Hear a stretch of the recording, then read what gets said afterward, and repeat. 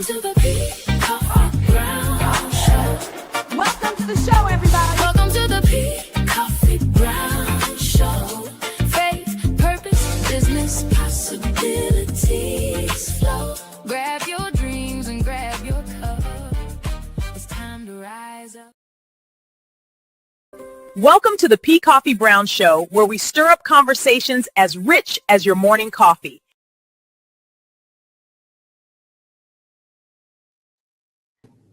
Well, great afternoon, everybody. Welcome to the Koffe Brown Show. I am super excited to have another amazing lady in the building with me, looking fabulous and everything and all the things. Thank you. Thank you so much. Yes, welcome to the show, Whitney. So excited to have you with us. She is another one of the amazing authors from Faith Funding and the Female Founder. So welcome.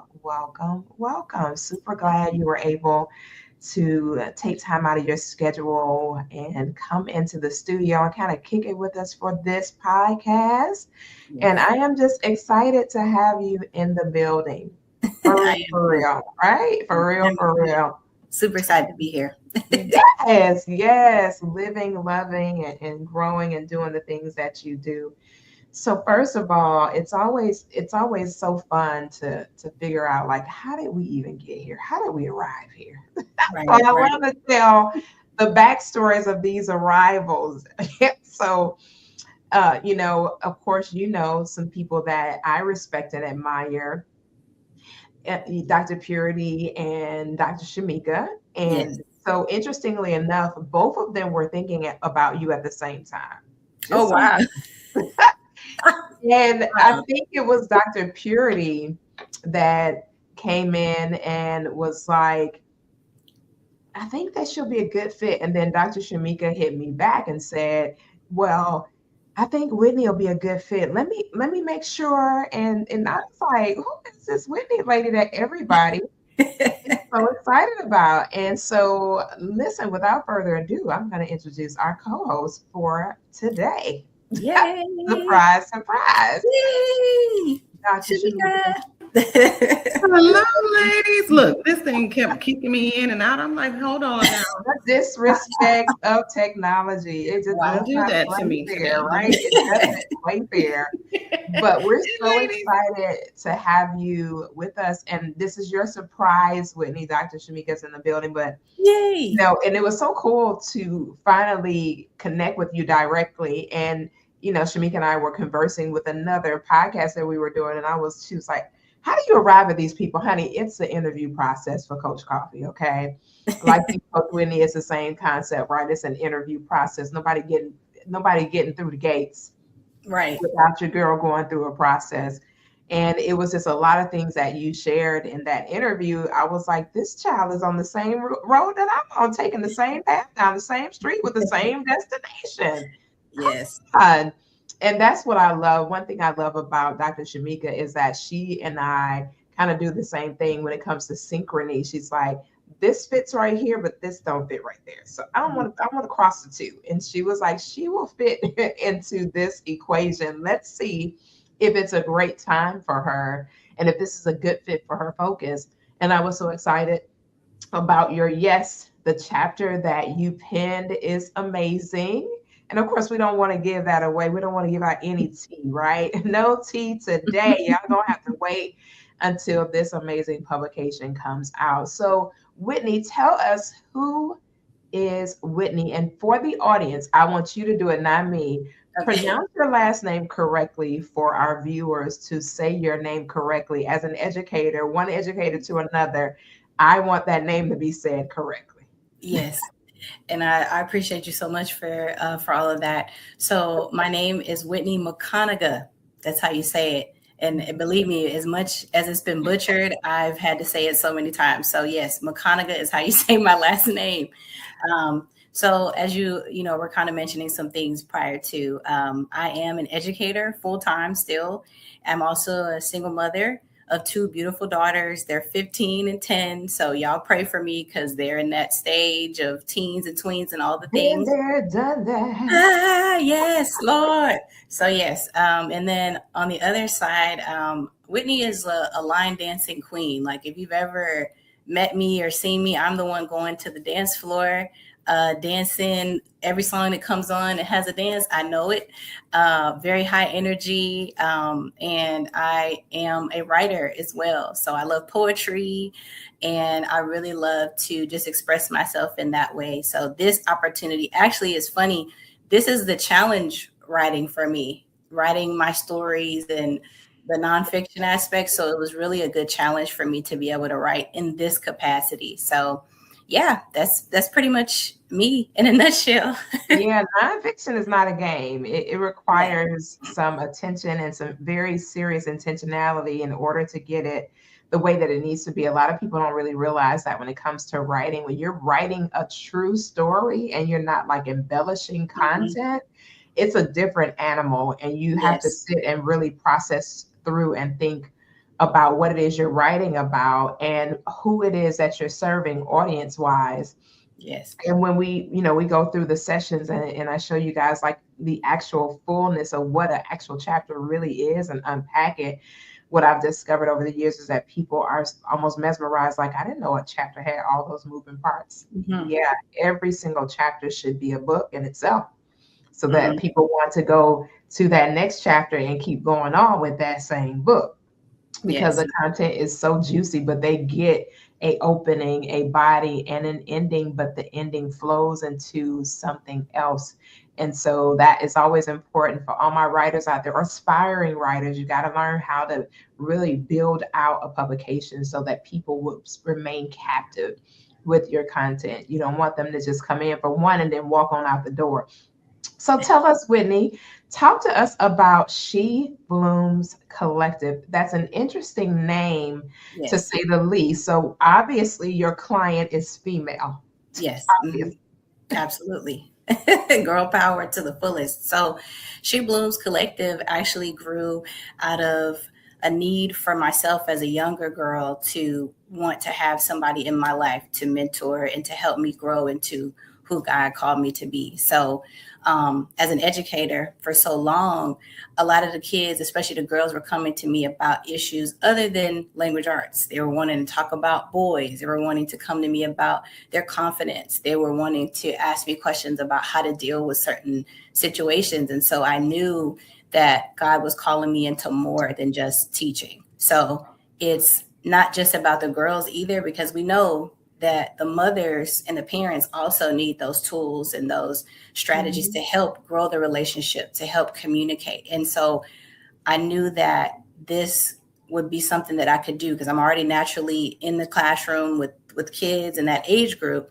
And there's something special about a teen girl. I don't know what it is. It's that age of like discovery and like trying to figure out who you are and learning. And there's so many things that are bombarding the girls with social media, with the boys, with, how am I supposed to speak? How do I, carry myself? So all of those things I was dealing with as a young girl, and I didn't have anybody to really pour into me outside of my mom and my grandmother. So I built this company to help these girls and their mothers to thrive and to bloom into the women that God called them to be.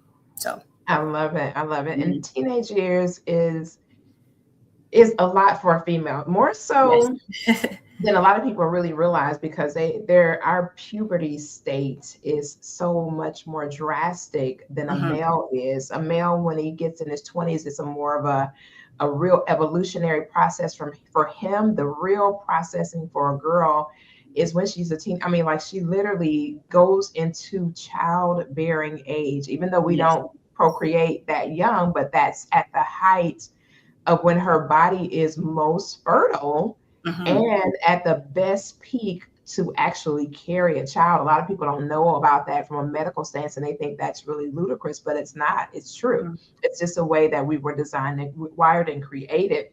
Of course, that doesn't mean the execution happens then, right? Of course not.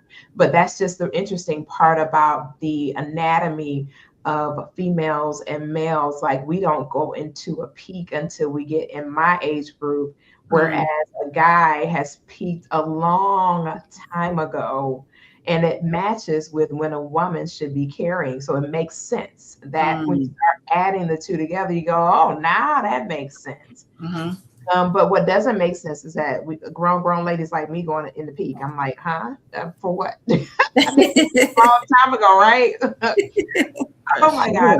But interestingly enough, when you talk about the partnership of mom and daughter, this is something that a lot of people don't really realize. There's a lot of daughters that don't have solid mother-daughter partnerships. In your time doing what you've been doing with She Blooms Collective, have you discovered that to be true or a falsehood? Actually, I've discovered it's really true, and a lot of times it's a lack of miscommunication. And when the girl actually gets around 12, they kind of start to pull away. And so, mom, as a mother, we look at it as like, well, man, like what happened? Where's the little girl? What happened to, my little baby that wanted to be near me? So it's a lot of that push and pull. There's a lot of miscommunication. And then because the mother may not be, in a space to really take that on or even have the capacity themselves, they lash out or they lecture or they get upset. They don't know how to handle it. So this is a very unique, experience to where I come in and say, hey, let me partner with you. Let me help you guys come together and grow together. So I have found that it's true. it's a rough time. It is very true, and it's scary because as a mom, and I know Shamika has daughters as well. As a mom, you have these unique experiences with your girls. All girls don't pull back. I've seen some girls that really stick with their mom forever. They never kind of pull back, and then other girls who never really get that actual nurturing between them and their mom when they're very young, which will lead them into the desire to still stay plugged into mom during their teen years. And then you have other girls who they just go into their own identity like really early, and they don't feel the need to be interdependent on their moms. That's called the daddy's girl, where dad has a huge impact on the daughter, and she's like, I don't want mama, I want my daddy for everything. And I've seen that when my husband was living. My youngest daughter, she was like, man, you would have thought that was her husband. Like my daughter would be on my nerves. The youngest one, my middle daughter wasn't as obsessed, but my youngest daughter was crazy about her dad. Like she would be like, Mom, Dad doesn't feel well. That's my husband. I know he don't feel good. Mom, did you get Daddy some tea? Mommy, did you? No, ma'am. No. No. So it is an interesting thing when it comes to girls and their whole path when it comes to mom and dad. But I really, really hope to see with She Blooms how you really impact the community of moms and daughters, because this is something that we need more of. We don't have any discussions about moms and daughters. We have so many discussions about daughter, dad, or daughter, dad, mom, son. But the discussions about mom and daughter, they're very few and far between. And we need to have a lot more conversations about the mom-daughter relationship, because it's so important that mom and daughter get that bond before she actually even makes that decision to be somebody's wife, someone's mother. They need to be able to have that motherly daughter, impact. Let me ask you, when you do your She Blooms, do you ever have any dialogues with moms about hygiene when it comes to their daughters? And how does that work out with those conversations? Yeah. So in my experience, and I'm just kind of starting out, so a lot of my conversations have been with the girls. And, it's funny with the mothers, as far as hygiene is concerned, they kind of are more forthcoming to me about certain things. They'll say, hey, or they'll ask questions. What do you recommend that I do about XYZ? So it's the trust that's built. And so when I do build the trust with the daughter, then that kind of opens up the mom to come and ask questions. And it's very, we're all girls, so there's no weirdness going on or uncomfortable, but that's just the trust, that's created. So they do ask. That's good. That's very good to know. You know, it's so funny because like when I was teaching, I would have a whole care package for the Me too. girl I still in have my classroom, like, oh my gosh. And then I'm very heavy into organics, and I know the commercial products that are on the market are just absolutely horrible for their it. bodies. Mhm. And I had all these organic products, and they'd be like, Miss Brown, oh my gosh, why? I said, because honestly, you're hurting yourself using tampons at 12 and 13. That's really, really bad for your body. Those are not good for you. But I don't want to. And I said, I Mhm. understand all that other stuff that somebody told you, but it's not true. It's very, very bad for you Uh-huh. as a, evolving young lady and things like that. Yeah. Let me ask you, when it comes to She Blooms, do you have the conversations with the girls as far as when you said boys? Mhm. I want you to kind of elaborate a little bit on that. Has it ever been an awkward situation when a girl came to you and she told you about a boy? Maybe he was much too old for her to have an interest in, Mhm. or maybe she had already, had some physical expression with someone's son, and now she's in trouble because there's something else going on. Yeah, so being a teacher for so long, I've had many scenarios where, girls will come to me. A lot of times it's about how do I know, Miss, they call me Miss Mac at school. How do I know if this boy is actually being genuine? How do I know if like I should be taking these steps? And then I don't want to tell my mom that me and such did such. So I always just, they know that there's always confidentiality there. And so whenever I do have those conversations, it's like, just tell me and I'll listen. Because a lot of times they just want us to listen. But Hmm. then when it comes to the relationship, it's funny, they have these infatuations and they have crushes. And so we talk a lot about those. And so I try to just help them to navigate it and help them to understand how to express themselves and to be assertive and to, understand that they don't have to say yes. There's power in saying no. Hmm. That's a lot of the time they talk to me about that, just communicating how to navigate those situations and then like how to tell their parents. So that's, it's funny. I'm like, dang, why I gotta be I don't want you to tell mama. Well, I may have to tell her if Yeah. So That's the hard part, is that yeah. sometimes when they come to you in confidence Hmm. because of what they've divulged, it's just crucial that Yeah. you say something. And it's Hmm. it's it's it's not it's even detrimental to them if you don't say something. Right. So when times like that, and there's a crossroads where you built this rapport with a girl and she really respects you and Hmm. she really trusts you, how do you handle knowing that what she's divulged, it has to go public? There's no way around it. How do you handle that at the risk of losing the young lady's trust?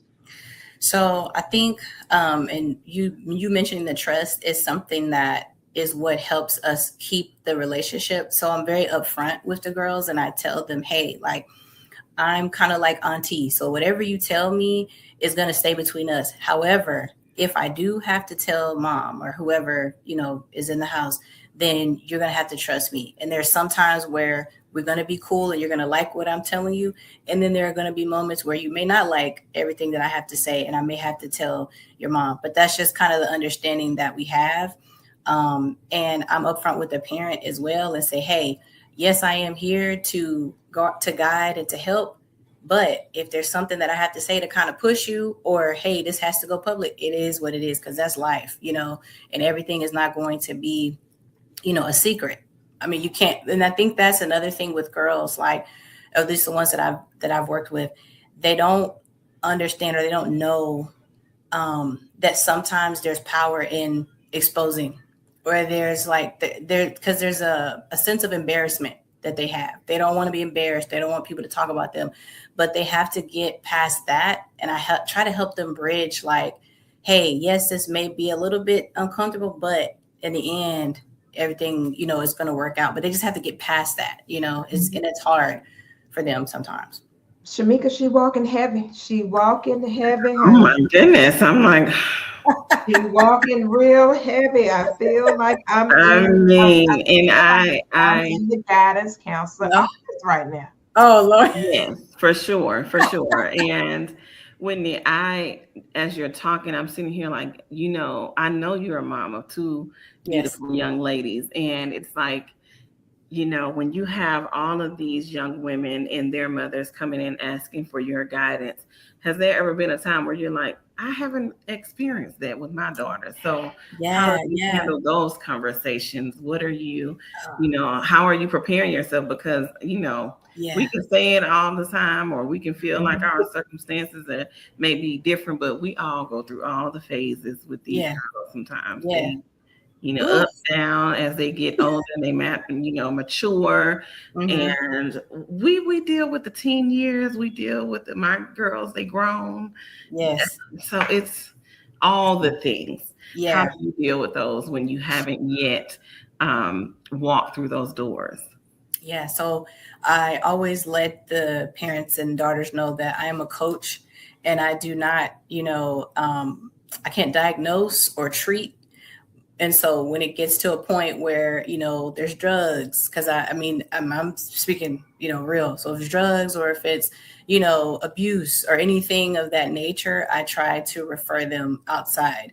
But I don't ever push them away and say, hey, like, this relationship is cut short, because we need all the support we can get. So in addition to me, hey, I may want to recommend you to, therapy or psychoanalysis or whatever it is that they need. It's all about building the healthy relationship. And it's when I did my training, she said it's about building the healthy brain, the healthy adolescent brain. And so one way to do that is to provide community. So that's kind of how I address that, build a community.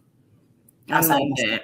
And Mhm. it also puts me in the mind frame of, you remember the saying used to be the village. The Mhm. village now looks a little bit different Yeah. because we have, like She Blooms, these different organizations. And when it used to just be your neighborhood who was on the Right. left and right of you, now the community may look a little different. Mhm. And I just applaud you and other women and, men who are doing this work, because yes, it takes a village, Yes. to raise these kids. You It have to have a circle. You have to have, a group of people who want to see the best in your children, just like, as much as you do. And so Mhm. to have someone who is also trying to be as impactful and meaningful and, cheering your child on, like, that's a huge deal. Like, I Yeah. truly, truly applaud you in the Thank work you. that you're doing. I appreciate it. Thank you so much. What community challenges? What major?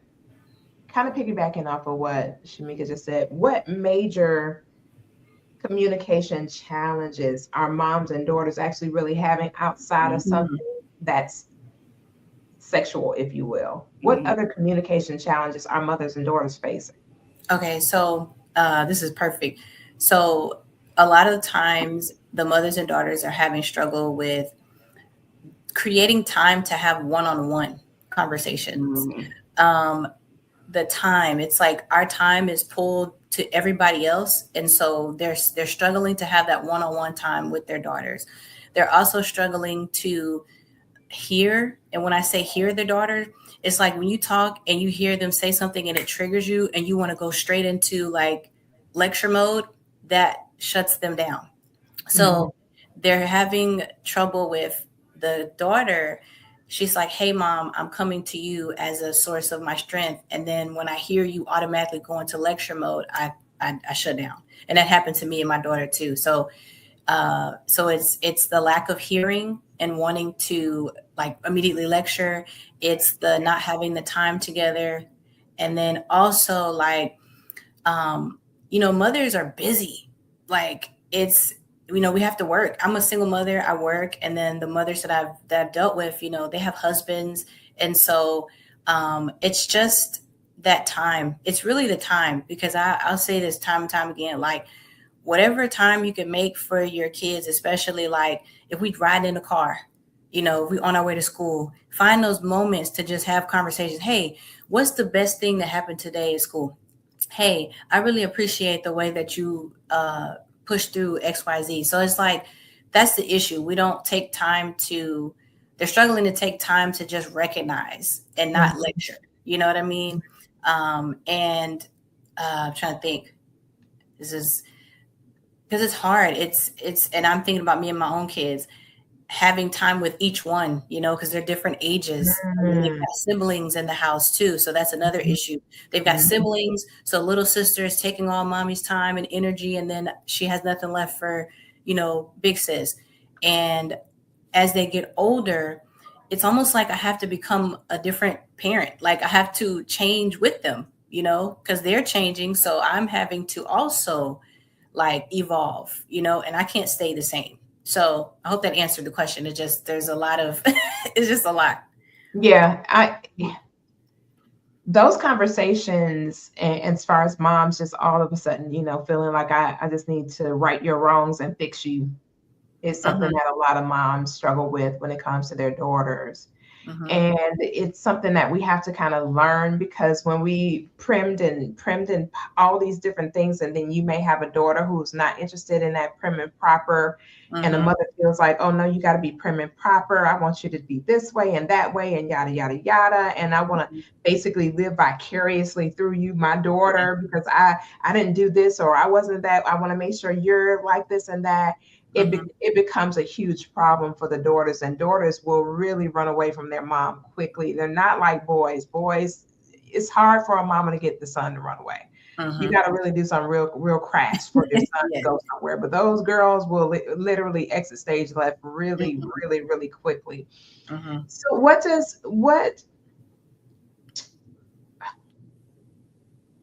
do you think is the greatest impact of a girl's confidence when her mom doesn't really pour into her verbally? What do you think is like the greatest challenge for her if she doesn't have a mom that like verbally pours into her as a female?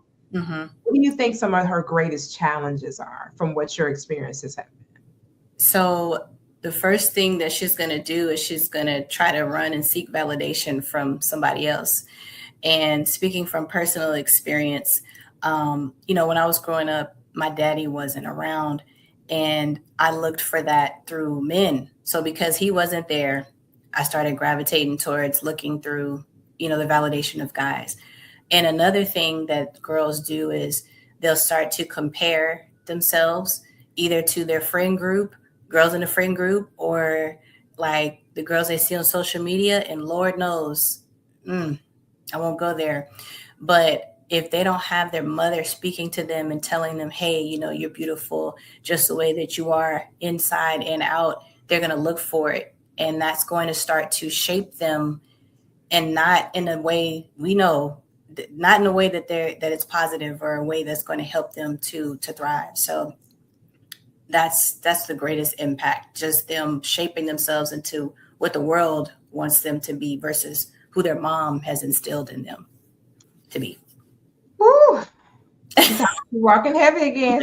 Very, very. I'm just sitting here, running through all the chapters that I've, been through with my daughters. And you are exactly right. Like they're going to seek whatever, they can find.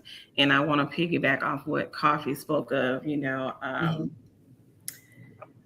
having, you running your daughters away. But it's so many times, a lot of us are not trying to right the wrongs of the daughters, but it's trying to right the wrongs of yourself through your daughter. Yes. And it's like, I did this and I didn't have, so I am going to make sure that you don't experience or you never go through. And it's like, no, ma'am, you can't do that. So you cannot do that. Yeah. And I think, and it's so just like pivotal to have, other women, especially, again, this is good what you're doing, because now you as a woman, you can give a perspective to kind of like mediate, between the mother and the daughter, to kind of see, hey, mom, you may not want to go this way, and daughter, you know, you may want to just understand your mother's heart. So it's just so many areas that you have to navigate as a coach in that space, and how important that is to, you know, be that bridge between the two. So y'all just lighting off all kind of stuff in my head. I'm like, Right? Yeah. let me get me and baby in this, you know, because she's 11. You know, Right. when they turn 12, they start acting funny a little It's bit. 10. My 10-year-old is like, Mhm. she keeps correcting me and saying, "Mom, it's tween. It's 9 to 12. I'm a tween." And I'm like, "All right, you still a little girl, you Like, know." ma'am, I'm gonna need you not to be talking to me about. I know what you are, ma'am. Okay. Right. I understand. Like, I'm aware. I am aware. I'm aware. Maybe those daughters are something special, honey. Ooh, I yes. got another question for you. Yes. What do you think is the biggest misconception that the girls have about their moms in your experience? I'll give you a perfect example. I had one young lady. She was like really, really believing that her mom was not a sensual being. Right. She was thinking, because we had one of those sessions where we were talking to them about, you know, their human sexuality and everything, right? Mhm. And she was like, "Oh, my mom would never do anything like that. She is, my mother would never. Baby. Not like that. I just can't imagine my mom." And I said, "So you don't think that your mom has interest, you know, in a guy? Because she, you know, her mom was unmarried like yourself." Mhm. And she said, "You don't think?" I said, "You don't think your mom has interest in a guy?" She's like, "My mama don't be thinking about stuff like that. She works a lot and yada yada yada." I said, "So you really really believe that your mom has no interest?" No, my mom don't have. Every time when I see her, she's tired, she's exhausted, she's had a long day, and da da da da da. Mhm. And so when we brought mom and daughter together, mom Mhm. was like, "Oh, I have sorely misled you. I have sorely misled you, child." And it was cute, but it just spoke to the Mhm. girls having so many, you know, misinterpretations of who their mom really is. They just think of her Yeah. as this caregiver, this person that fixes my food, takes Mhm. me to my clothes.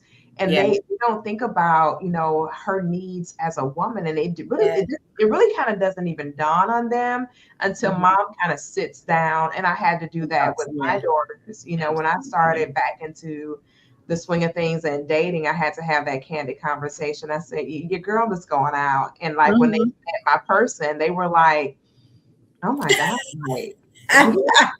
like y'all really like each other, like for real. Like, oh my God." Yeah.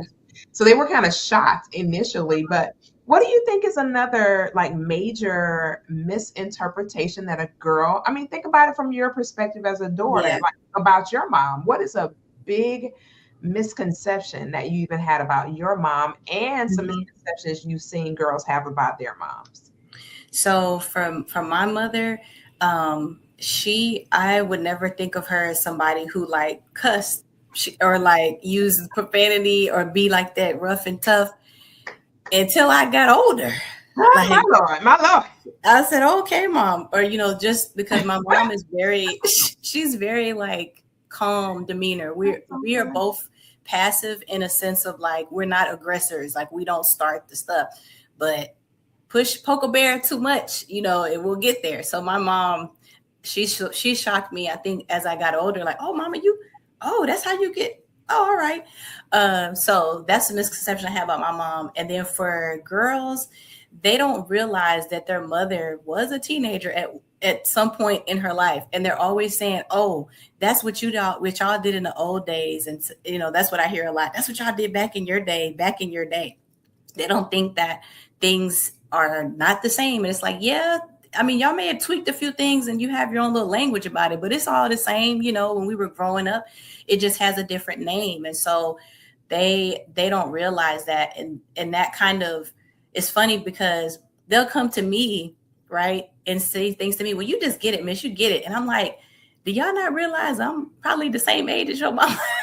You know, like I could be your mother, but they don't get it. They think that, you know, we're just this age and we don't understand things that are happening now that they're teens. So that's kind of the things that I've been seeing.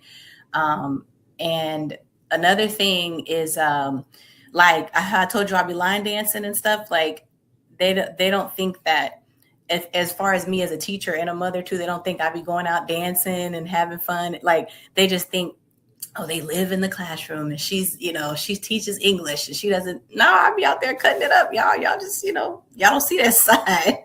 So those are the things that they don't know, that we have fun, that, we could, also be other, there's other parts to us, So I think that's kind of the misconception that I've seen mostly. Now, that's funny you said about you. I love how those kids just expect that you just they a think chef. we're prudes. They think that we're just straight prudes. Yeah, my son came over the other day, and I had on I had on my shorts. I was getting ready to go around. He was like, "Girl, that's Coffee Bean," because that's what him and my daughter call me, Coffee Bean. Mm-hmm. And he was like, "Girl, you out here big grown." Because they weren't, my children they're so accustomed to me being, very docile when it came to how I presented myself as far as dress, what I mean, as far as in their presence, with my cute little extra bougie robes and all this other kind of stuff, and my little fluffy, the things that I wear around the house. So if they ever catch me in real time, they like, "Ooh, okay, I wasn't ready." Even my daughters, they just be looking like, and I said, "I don't know why y'all are surprised. You've seen this before. Get over it already, okay?" Right. So they just be tripping me out with this non-reality check. I'm like, I am a whole entire woman, okay? Whole entire woman. But let me have that décolleté area out. And my oldest daughter is like, them things is out a little too much. I'm gonna need you to cover up your twins, because that décolleté area is a little bit, it's a lot. You saying a lot right now. And I told my daughter one time, I said, I am saying a lot intentionally. I am actually speaking on the behalf of the twins. Right. I am. I'm speaking on the behalf of the twins. I'm about to move around. I'm going outside. And my daughter was like, "You going all the way outside?" And I was like, "I'm going all the way outside." And she was like, "You know what? I don't want to know no more. Nobody told you to inquire in the first place." Right. It is what it is, and she was like, "Well, Mom, isn't that suggesting," like she tried to use my words to her against me, right? And I finally told her, I said, "Hey, let me help you help yourself." I said, when I go outside, I have a reason for going outside. It's to really enjoy me and be good to me and treat me and take me on a date. I said, if someone's son happens to witness the magnificence, you can come over here and sit next to me and enjoy the scenery. But what I am doing is I'm coming back home the same way I left. And she was like, "Okay, Miss," because she called me Miss. "Okay, Miss, I'm feeling what you're saying." I said, "Yeah, you just have to come to that point in your life as a woman that you keep control of the steering wheel. And if you want somebody else to drive it, you're good with getting in the passenger seat once that door's been open."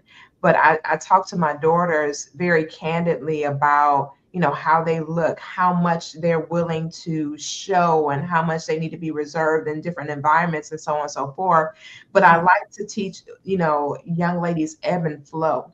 But the one thing that I wanted to say about teenagers, and I wanted to see your perspective on this, I really take issue with a lot of young ladies being way too risque with their attire, and then the mother being in agreement with what that child is wearing. It is so alarming to me, and it's so concerning to me, because I'm a big grown lady. I understand how to regulate my decisions. I'm well aware. I can process through things. I know what's real, what's not. I can discern things. And with them being so young and not having any real life experience, and not really even understanding what they're suggesting, how do you have conversations with them? They built that trust with you, you have that rapport with them, and you don't want to come across judgmental, but Mhm. you do want them to be aware. Right. How do you handle those conversations? So I actually, when I am dealing with young ladies and they're dressed that way, and I mean, also on top of the dress, it's the lashes, it's the makeup, it's the hair and the extensions, and it's all about this like needing to want to grow up. They want to grow up, they want to be grown, and I always tell them, you have time. Enjoy the life that you're building and that you're growing into. There's no rush, because what do you expect to get, when you get there? And then I tell them, like I used to have this group at it was like a girls group at a middle school I was at. We had a present, and it was like a box. And I said, this is your gift. And you don't just give your gift to anybody else. You nurture it, you take care of it. And a lot of how you present your gift is in how you dress. Mhm. So, and when I'm at school, I dress a certain way, but I'm very like, and you mentioned something about being prim and proper. That's not me, but I have a style where it's like, they're like, oh, well, I want to dress like you and I want to do this. And it's like, it's not about y'all dressing like me. It's about you finding what's comfortable for you, but then also keeping in mind, like, you're presenting yourself, not just you, you're presenting your mom, you're representing your mom, you're representing, other people. And then when you get older, you don't want to have this negative like attachment to you, like, oh well, she wear this, so I'm gonna be able to do anything, or she gonna be able to deal with anything. So it's just having conversations and like showing them the way that you can be. You don't have to rush into anything. It's about the rush to grow up. That's a lot of what it is. And I help them slow down by having conversations and asking them, what is it that you really are trying to accomplish? Like, what are you saying about yourself when you wear this? Like, and a lot of times they don't even think about it. Oh, I just put this on. I just wanted to be cute. Da da da da. There's other ways to be cute, So I just show them that there's other ways that they can be cute while still keeping their integrity intact. I have a Yeah, question on that, on top yeah, of that question, that's good. because I see that a lot also. Hmm. What age groups have you seen that the girls are really starting to shift in the way that they think, when it comes to them wanting to really grow up so fast? Like, Mm. what age is that starting for the girls, have you seen? Fourth grade, as early as fourth grade.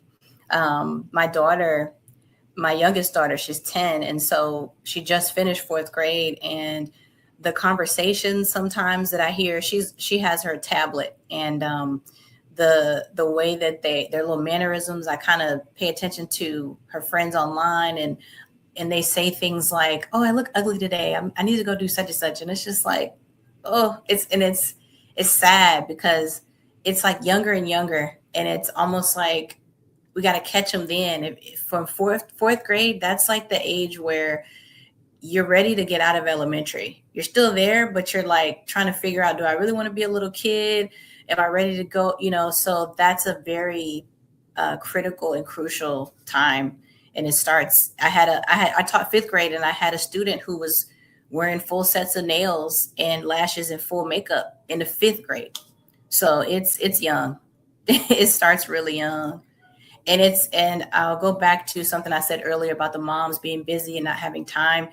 And because of that, we resort to tablets. We resort them to, here, do this so I can, calm myself down. Do this so I can have a moment to myself. And so the consequences of that is they're seeing all of these social media people, the rappers, the girls on Instagram. And so that's what's pouring into them instead of their mothers. That's scary. And, Hmm. and what's even more scary is that, man, we're chasing so many different things now. We're not chasing that purpose, that passionate purpose when it comes to these babies and that investment of time with them and making sure they have everything that they need as far as from a perspective of understanding who they are as a young lady and all of the amazing things that they offer and bring to the table. It's just so much, so many different things that we're chasing right now. Do you feel like we can recover from this as women? Do you think that we're able to recover fully from this behavior so that we can give our daughters what they actually will need in order to have healthy real world experiences, not only with just males, but from any kind of perspective, professionally, personally, good relationships, good, just a sense of normalcy outside of what they're seeing on these social media outlets and different other outlets that they have access to? Do you think we'll ever be able to recover from that as moms and kind of see what it is we need to do for our daughters? Definitely. I know that it's definitely going to take a lot of intentionality. That's kind of my word of the year. There's so much that's coming out so fast. Like, we'll wake up tomorrow and there'll be another trend. And so in keeping up with that and making sure that mothers themselves, like, to be honest, us as mothers have to take time and really look at ourselves. It starts with us, right? Looking at ourselves in the mirror and asking ourselves, like, what is it that I want for myself? And then what do I want to pass down to my daughter and then daughters or children? And then, like, making that time to really sit and have conversations. Like, I'll give you an example. My daughters and I sit down at the table and have golden nuggets every morning. I like that. And the golden nugget of the day is the scripture. And we talk about it and say, okay, what does this mean to you? How do we apply this to life? Another thing that we did, I sat down and I have a big old whiteboard in the house. Go figure, right? A teacher. So I divided into four squares and I put standards, morals, boundaries, and no, it's three standards, morals, and boundaries. So we talked about that. What are our family values? What is a standard? So we talk about that and we wrote down, like, our standards, our morals, and our boundaries. And I talked about consequences. What happens when, these are crossed? And so the thing is, as I'm talking to y'all now, I'm just like, how much more different would our world be, or would our girls be, if all mothers would take that time? It's really about being intentional, Right. And understanding that God placed these children or these daughters into our lives for his purpose. Right. They're not ours. They're for him. So it's like, fully recovering is going to take some work, but it definitely has to start with us. Like, we have to be intentional. We can't just leave the TV to babysit our kids. We can't leave the world to raise them and not ourselves, because it's going to be harder. I mean, it's only getting harder. So we have to be that much more intentional and taking time to teach them, and having conversations. That's really what's going to help us turn this thing around. Shamika, when she talks about that, the intentionality, when you think about this from your perspective of being a mom, how are you being intentional with your girls? Yeah, I am with Whitney. I do a lot of, just making the time. And don't get me wrong, that wasn't my mindset before. No, me either. I was a young mama, so it was trial and error with me for a very long time. But as I've matured, as I've, come into my own, as I've, experienced, Christ and a relationship with him and seeing exactly what it is that I'm called to do as a mother, I am very intentional. I now have to parent my older daughters way different than I parent my 11-year-old. And I heard about that. I heard you're not the same mama. That's what they told me. That's what they told me. That's what they told me. And they remind me all the time, hey, she got a little bit more different. But hey, I am aware.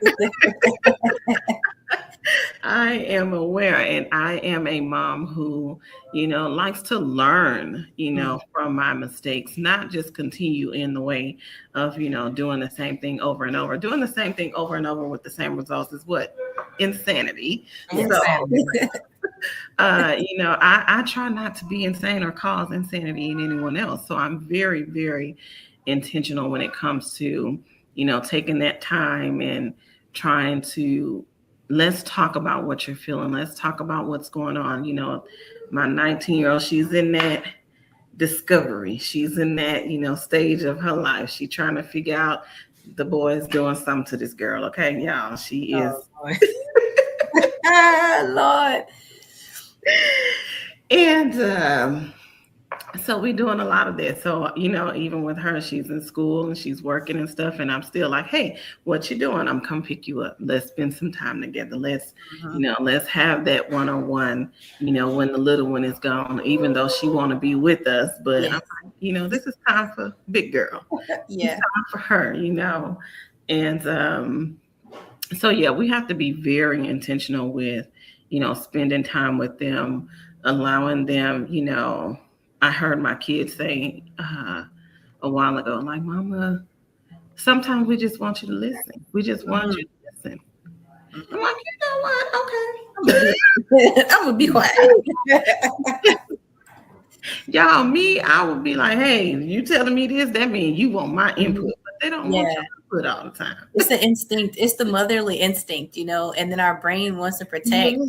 So we want to go in, and it's they need that struggle. Like from a teacher standpoint too, they need to be able to struggle, and we have to let them. And it hurts, we don't want to, but they have to. So right. Yes. But yes, Whitney is, so right in that, aspect of we have to be very intentional, and even being intentional with those that we kind of give reign to kind of be a voice of reason for our girls as well. Again, because it goes back to that village. And it's not always about who is in close proximity, i.e. your family or whatever, but you have those who are, on the same vein as you, maturing and walking through some things, who have learned from past mistakes and now applying it to their lives themselves. So, I mean, yeah, we learning every day. We have to learn something new about ourselves and our daughters as well.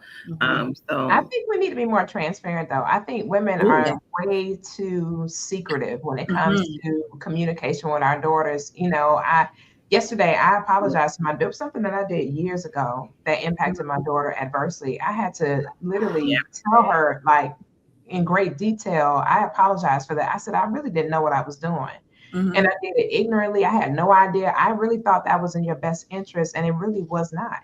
And she was like, yeah, I get it, Mom. She was like, I understand. Back then, you had a lot going on. And, they're very gracious and very forgiving, but we need to be very forthcoming with them about like who we really are. We don't need to be hiding behind any kind of anything. Just let them know that, hey, this is who I am, and this is how I move. And it is what it is.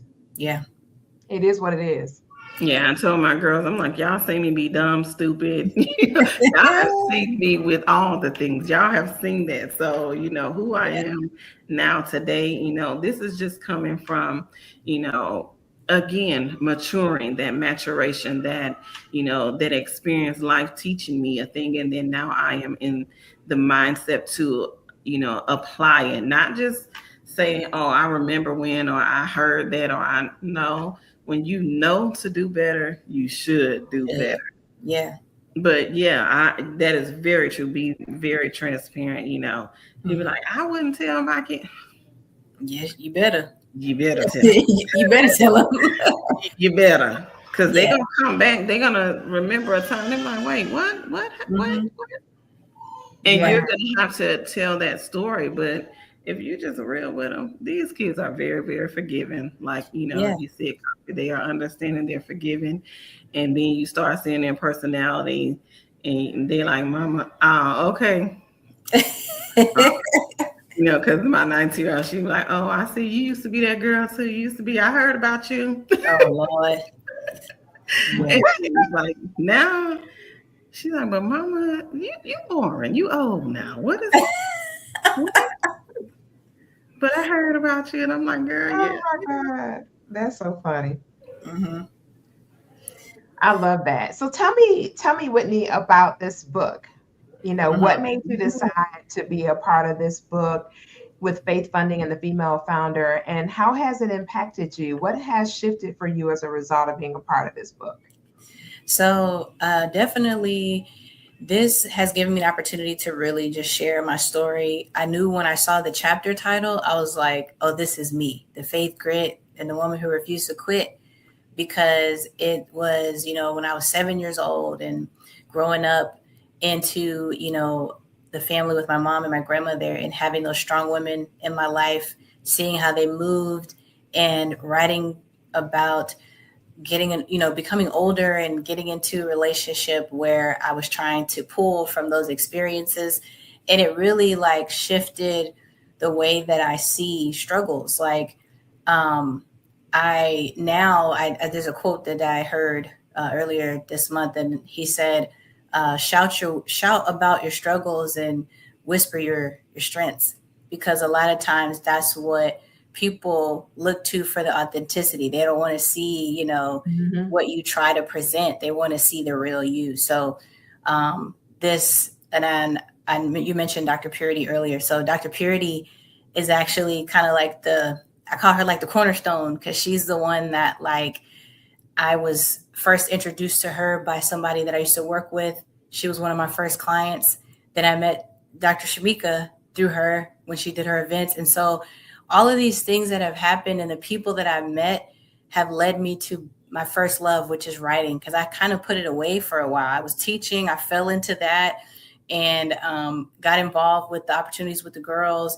And so this chapter has really opened up my life back into writing, and actually writing 2 more projects. So it's like Like you more. on fire, you like burn, baby, burn now. Like it's Yeah, crazy. it's Yeah. crazy because I'm just like, but this is what I prayed about.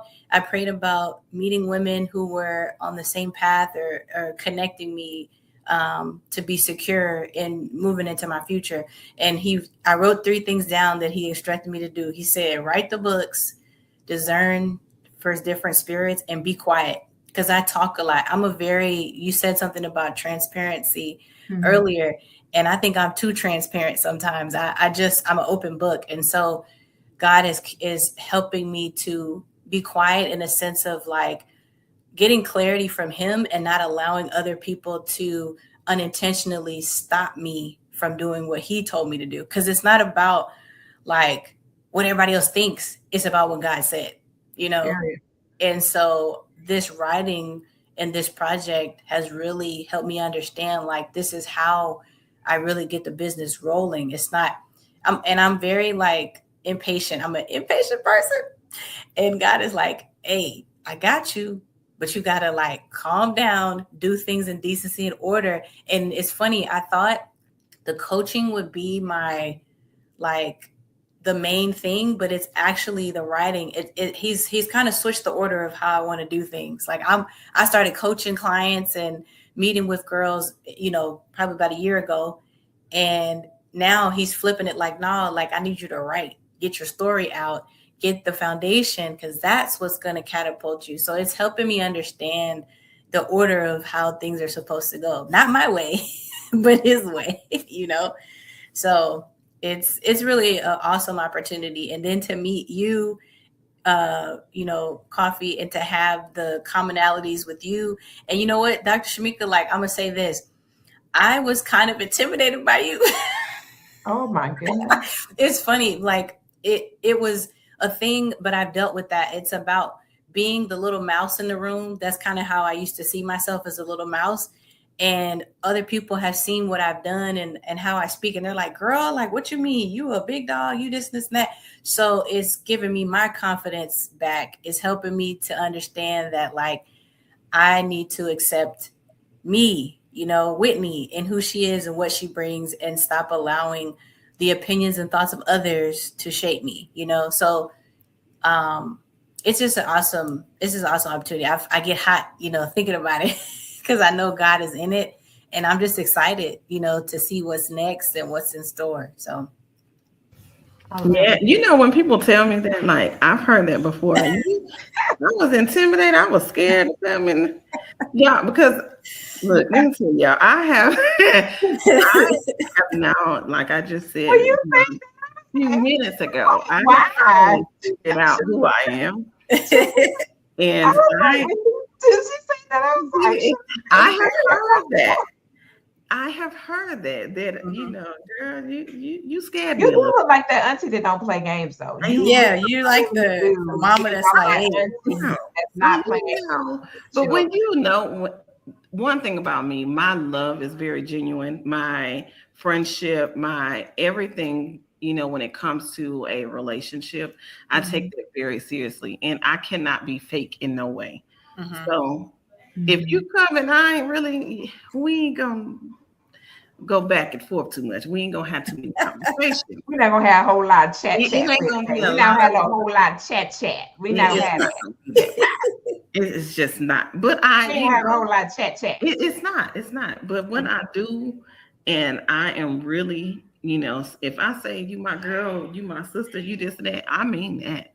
And we gonna go all the way. So I have heard that, like, girl, I was a little scared. I was a little scared because I am really, I know who I am. I know what I'm here to do. And I really am serious about my walk as a woman, and I have to feel people out. I have to feel the people out. But hey, once you in there, we in there. We locked in. We are. Yeah. I am very serious. They call me Medea in my family. So not Medea. Gotta Not keep Medea. people They together. But I love you like though. Medea. Yeah, but I love the people. I love the people. You don't strike me as a Medea type though. Like I know, right? no. I am real big on order. Let's keep this thing in order. Let's give to this next generation, better than what we have been, we've experienced. Absolutely. Let's not take our mistakes and just allow them to wear them. Let's help them before they make the same mistakes, if we can at all possible, be a better example to them. So yes. And I ain't scared of y'all. I ain't scared of nobody. And if I ain't see them and they don't like it, all right. but y'all not gonna talk to me for a little while, but Okay. All right. I need to get better. I need to get better at that. Y'all. not. She said, I'm not scared of y'all. I'm not. Oh my God. It's funny. So writing this chapter, Whitney, what have you found out about yourself? What in this stretching, because I know it stretches all, like these chapters were like Koffe, and she laid it on thick with these chapters. How has it stretched you? Like, what have you learned about yourself from this chapter? Oh man. I've learned that I'm a woman who is not afraid of change. Like, I accept it. And as I was remembering back to the time I was on that operating table for the second time, that's what came into my head. That was the second time I was on the operating table. And I knew going back into like those moments where I had to dig back to that pain, it was like, man, like I got through that. Like I survived, and it's taught me that I can be strong and I can, be a single mother, despite what happened with my ex-husband and how that went down. It's like, God made me for this. There was a purpose for it. It was all to build She Blooms. It was to help other women. It was to, help these girls. So it's like, I had to go through it in order to build a foundation for what I'm building to outlast me.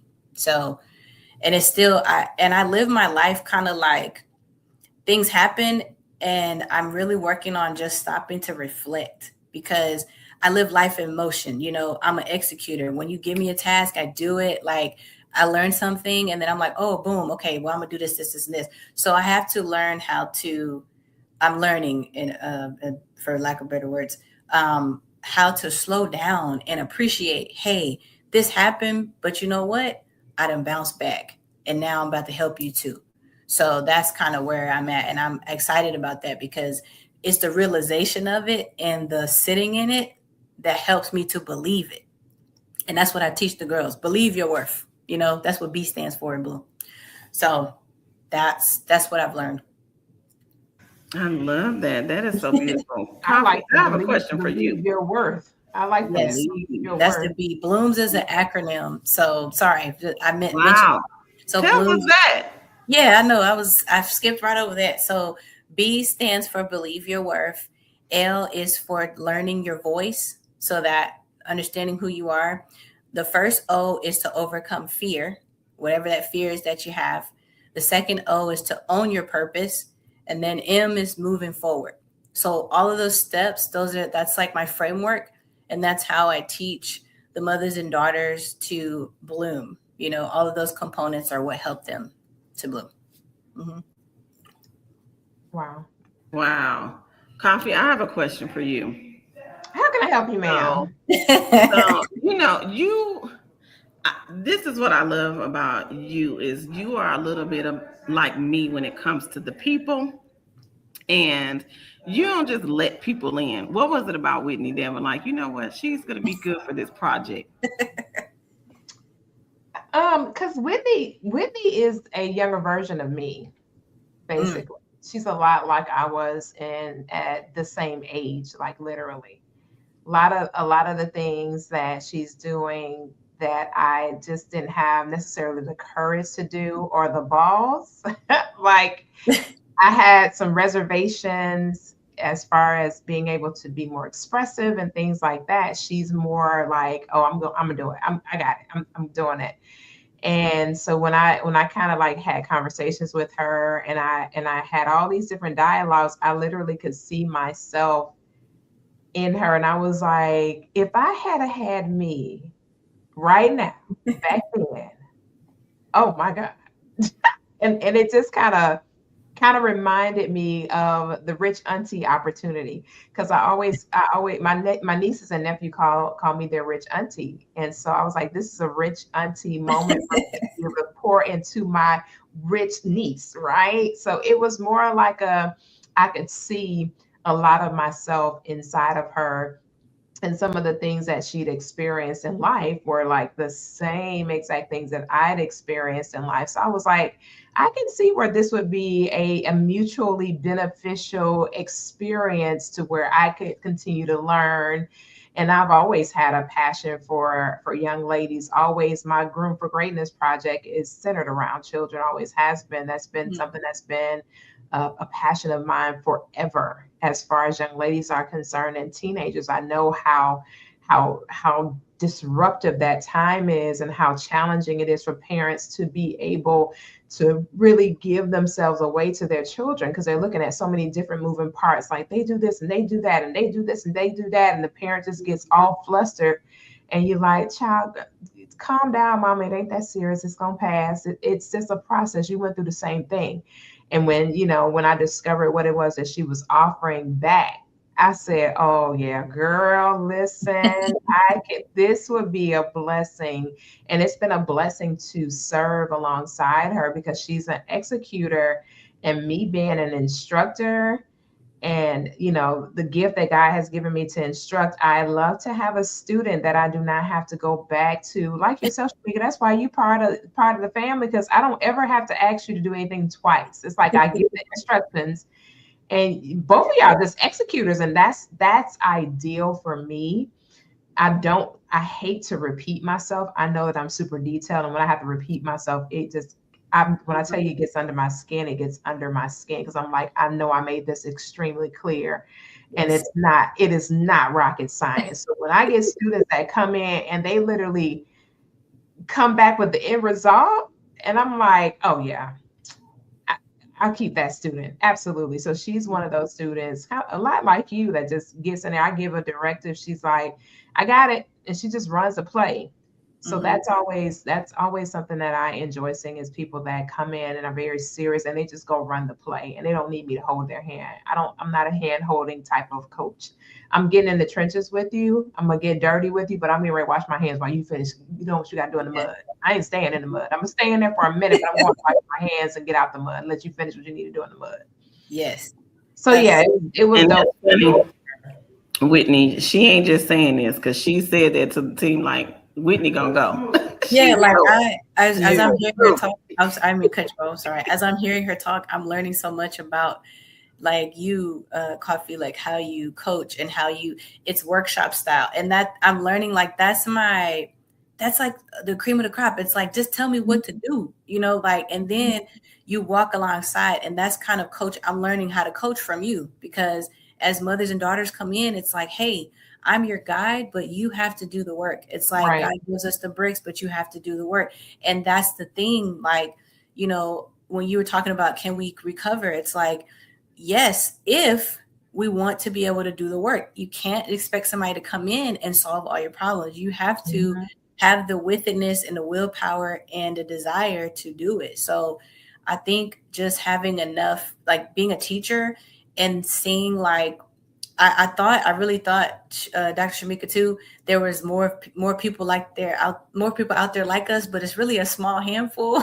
So it's kind of like, it's a small, and it's like, really is a small handful of people. Yeah. So if it were more people, then we would see more business owners. We would see more people taking the risk to do something different. More people just getting out there and putting their boots on the ground and saying, okay, I got this. I can handle it. I'm going to do it. And we don't see a lot of that. It's not a whole lot of that. It's a lot of talk about it, but a lot of execution doesn't exist. That's that part. Everybody wants to be rich. Everybody wants to be successful. Everybody wants to be all the things, but do no work. Right. It's like they want to do, here you go. Like, hand it to me. It's not handed to you. It's not. Yeah, ain't no such thing as no handouts, because if that's the case, all of us would have what we want. And that's not what right. That's definitely not how it works, for sure. So Whitney, thank you for coming in to do this podcast. We have really enjoyed you. And every time we get to the end of a conversation, we all be like, "Aw." I know, that's how I am. It's over now. It's over. We definitely want to have you back when you launch your next project, your next book. We are excited about your chapter in Faith Funding and the Female Founder that comes out in August. Yes. So that's pretty dope that it's coming out here soon, and we'll get a chance to experience this young lady who is a fireball for the family and young people.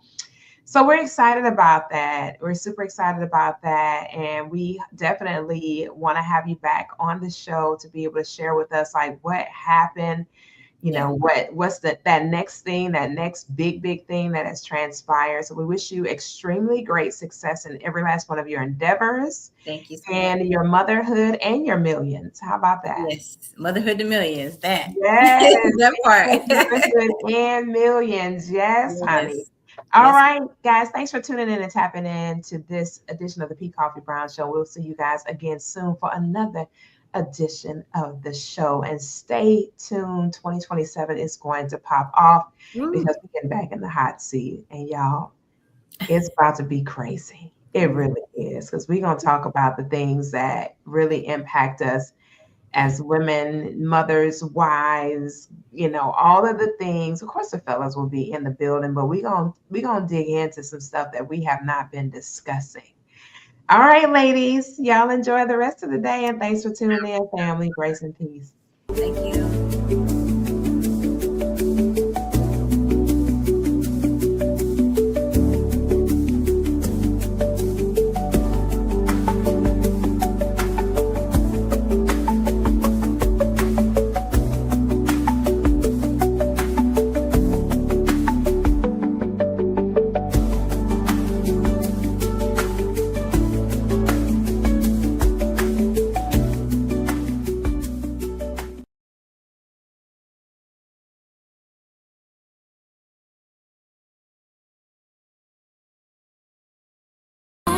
Welcome to the